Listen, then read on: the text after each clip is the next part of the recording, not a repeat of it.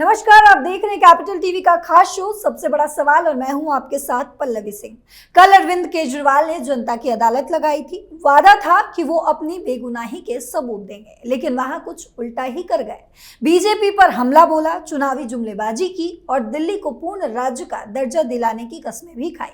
तो आज हम केजरीवाल की जनता की अदालत पर चर्चा करेंगे। स्टूडियो में हमारे साथ मौजूद हैं कैपिटल टीवी के editor in chief doctor Manish Kumar. Sir, आपका बहुत स्वागत है। धन्यवाद। सर, केजरीवाल के वादे कुछ और वहां की हकीकत कुछ और। देखिए, केजरीवाल की राजनीति की ये पूरी निशानी है कि वो जो सोचता है वो करता नहीं, वो जो बोलता है वो हरगिज करता नहीं।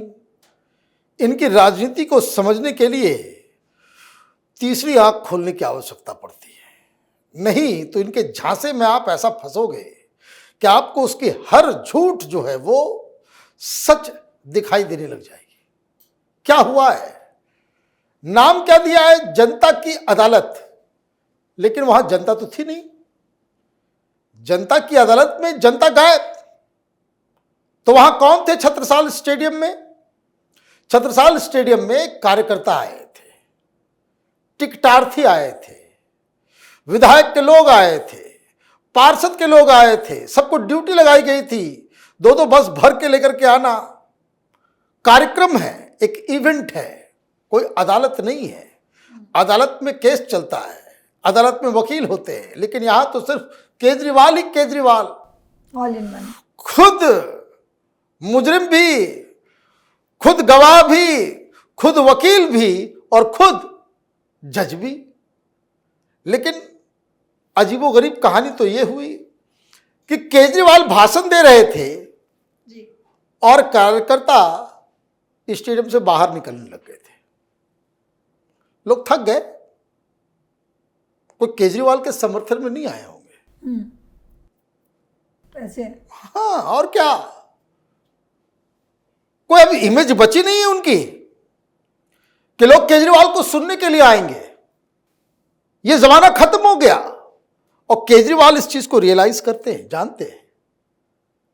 आपने क्या कहा, हम घूम घूम के जनता को अपनी बेगुनाही के सबूत देंगे, मुकट्टर ईमानदार हैं, हमें फंसाया गया है। भाई फंसाया गया है वहां तो और भी मनीष सिसोदिया भी भाषण दे रहा था। तो मनीष सिसोदिया ये क्यों नहीं बताते कि सप्ताह में 2 दिन थाना में जाके हाजिरी लगाना पड़ता है एक हार्डकोर क्रिमिनल की तरह। ये कोर्ट का आदेश है। आप बनना चाह रहे हो भाई मुख्यमंत्री, मैं मुख्यमंत्री बन जाऊंगा तो फिर मैं चुनाव जीत जाऊंगा तो फिर मैं दोबारा मुख्यमंत्री बनूंगा। मैंने अपनी पत्नी को नहीं बनाया और मैं कसम खाता हूं दिल्ली को पूर्ण राज्य का दर्जा दिलाऊंगा। मेरे झूठ की झड़ी लगा देना जिसको कहते हैं। तो जो मुख्य बातें हैं जी। उसको जरा समझ लेते हैं कि किस तरीके से ये लोगों को भ्रमित करता है। पहली चीज ये कि आप चुनाव जीत भी जाओगे तो किसी काम के मुख्यमंत्री नहीं रहोगे। मुख्यमंत्री की शपथ तो ले लोगे, लेकिन मुख्यमंत्री की कुर्सी पर नहीं बैठ पाओगे, उस दफ्तर में नहीं घुस पाओगे, सचिवालय नहीं जा पाओगे, कोई फाइल नहीं देख पाओगे, कोई कैबिनेट मीटिंग नहीं बुला पाओगे। क्यों? क्योंकि ये तुम्हारी जमानत की शर्तें हैं जी। चुनाव जीतने से वो शर्तें खत्म नहीं होने वाली। तो पहली चीज तो ये। तो इसलिए जब भी वो कहे कि मैं चुनाव जीत के मैं मुख्यमंत्री बनूंगा, ये करूंगा, वो करूंगा, कुछ नहीं कर सकता। ये सुप्रीम कोर्ट के फैसले के बाद ये कोई भी काम नहीं कर सकता। और यही कारण है कि उसने इस्तीफा दिया, इस्तीफा दे दिया। उसके बाद क्या कह रहा है कि हमने अपनी पत्नी को नहीं बनाया, बहुत बड़ा काम कर दिया। पत्नी को नहीं बनाया तो क्या आपने विधायकों से राय ली क्या, या वहां 2 मिनट में भाषण दे दिया कि भाई हमने तय कर दिया है कि आतिशी मार्लेना बनेगी। और ये कैसी मुख्यमंत्री आपने बनाया, वो अपनी कुर्सी पर नहीं बैठ सकती, वो तुम्हारी कुर्सी को खाली छोड़ करके ड्रामा करने के लिए। तो पत्नी को नहीं बनाया तो ये भी समझ लीजिए, पत्नी को वो नहीं बनाया क्योंकि लीगल एडवाइस जो है उनके साथ नहीं था। पत्नी को बना दिया होता राष्ट्रपति शासन लग गया होता। कारण आप समझ लीजिए। सुप्रीम कोर्ट में इस तरह के कई सारे इंसिडेंट्स हैं। 6 महीना अभी समय है चुनाव के, मतलब कोई चुनाव होगा नहीं। 6 महीने तक कोई नया मुख्यमंत्री बनेगा तो वो कैसे बनेगा? नहीं बन सकता, क्योंकि इस तरह की अकलमंदी पहले भी कई सारे लोगों ने की। लोग कोर्ट गए और कोर्ट ने कहा कि ये जो मुख्यमंत्री जो विधायक नहीं है वो अगर बनता है तो 6 महीने के अंदर चुनाव होना जरूरी है। लेकिन अगर 6 महीने के अंदर पूरी सरकार भी चुनाव में चली जाएगी तो ऐसी स्थिति में आप किसी नॉन विधायक को आप नहीं बना सकते। उसका दूसरा कारण एक बात और समझ लीजिए कि 6 महीने के पहले चुनाव हो सकता है, लेकिन उसके लिए कोई जगह खाली होनी चाहिए, कोई जगह खाली होनी चाहिए। आतिशी मार्लेना जब मुख्यमंत्री बनी तो विधायक का कोई भी सीट खाली नहीं था, इसलिए वो नहीं बन पाए, इसलिए अब नहीं बन पाई। और दूसरा,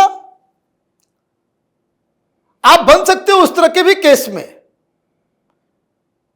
जैसे नीतीश कुमार है जी, वो एमएलए नहीं है, वो एमएलसी है, वो विधान परिषद में सदस्य है। ठीक उसी तरीके से जैसे महाराष्ट्र के अंदर उद्धव ठाकरे बने, वो एमएलए नहीं थे, वो एमएलसी थे।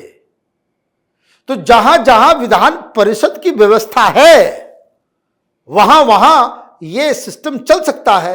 दिल्ली में कोई विधान परिषद नहीं है, सिर्फ विधान सभा ही है। तो ये जो कह रहे हैं आप कि हमने देखिए कितना बड़ा त्याग किया, हमने अपनी पत्नी को नहीं बनाया, आप बना ही नहीं सकते थे, कानून ही उसको अलाउ नहीं करेगा। और अगर बना दिए होते तो फिर इमीडिएटली राष्ट्रपति शासन लगाने को आप आमंत्रित कर दिए होते। तो ये भी झूठ जो है। अच्छा, केजरीवाल ये सारी बातें कैसे क्यों करता है? वो इसलिए करता है कि आम जनता को ये सारे न्यूएंसेस मालूम नहीं होते, और मीडिया है वो इन सब चीजों को नहीं बताएगा। आप मुझे बताइए कौन सा रिपोर्टर और कौन सा एडिटर इस बात को उद्धृत करता है कि सुप्रीम कोर्ट की शर्तें लगी हुई है, मुख्यमंत्री नहीं बन सकता? वो इसलिए क्योंकि अभी चुनाव आने वाले हैं, खजाना खुलेगा, माल आएगा, एडवर्टीजमेंट चलेगा। आप लोगों को बेवकूफ बना रहे हो, सीधा सीधा बेवकूफ बना रहे हो। और अगर आपको पूरी जानकारी नहीं होगी तो आप तो उसके गफलत में आ जाओगे। आप यही कहोगे हाँ हाँ सही कह रहा है, पत्नी को तो बना सकता था, नहीं बनाया, आतिशी को बना दिया। वो झूठ बोल रहा है, भ्रमित कर रहा है। अब एक और चीज सुनिए, कसम खा रहे हैं दिल्ली को पूर्ण राज्य का दर्जा दिलाएंगे। भाई कैसे दिलाओगे? लोगों को कानून मालूम नहीं है, लोगों को समझ में आ जाएगा भाई कि भाई ये तो पूर्ण राज्य का दर्जा दिलाएगा। ये भ्रमित कर रहा है। पूर्ण राज्य का दर्जा पाने के लिए अरविंद केजरीवाल को लोकसभा में ये कानून पास कराना पड़ेगा, राज्यसभा में पास कराना पड़ेगा। संख्या है तुम्हारे पास? तुम्हारे पास संख्या है क्या? डींगे हाँकने में एकदम बिल्कुल आगे, जैसे पब्लिक को बेवकूफ बनाया, मीडिया वालों ने साथ दिया, हम व्यवस्था परिवर्तन करेंगे। एक और वहां पे है, बिहार में नया केजरीवाल पैदा हुआ है, प्रशांत किशोर, कह रहा है कि हम व्यवस्था परिवर्तन करने के लिए आएंगे। अरे भाई, व्यवस्था परिवर्तन स्टेट के असेंबली से नहीं होगा, व्यवस्था परिवर्तन राज्य सरकार के वजह से नहीं होता। व्यवस्था परिवर्तन तब होता है जब संविधान में बदलाव करोगे, और यह संविधान में बदलाव राज्य की सरकार नहीं कर सकती, वो तो संसद के अंदर होगा। लड़ोगे तुम असेंबली इलेक्शन, सीटें जीतोगे तुम असेंबली इलेक्शन की, और पब्लिक को बेवकूफ बनाने के लिए बातें करोगे कि हम व्यवस्था परिवर्तन कर देंगे। तो ये जो दिल्ली को पूर्ण राज्य का दर्जा दिलाएंगे, उसके लिए भाई साहब आपको दूसरे राज्यों में चुनाव जीत के हर जगह से चुनाव जीतना पड़ेगा, अपना दमखम लोकसभा के अंदर, राज्यसभा के अंदर बनाना पड़ेगा। वो तो होता दिख नहीं रहा। क्योंकि एग्जिट पोल आया है, बता रहा है 1% भी वोट नहीं मिलने वाला तुमको हरियाणा के अंदर। 1% वोट भी नहीं, सीट तो छोड़ दीजिए, जमानत सारी सीटों के ऊपर जब्त होने वाली है, ये वहां की हकीकत है। और भाषण देने में क्या, मैं तो एग्जिट पोल देख रहा था, मोदी हार रहे हैं हरियाणा में सफाया हो रहा है। अरे ठीक है भाई, मोदी का सफाया हो रहा है, बीजेपी हार रही, तुम क्या कर रहे हो? वो अपनी कहानी सुनाओ।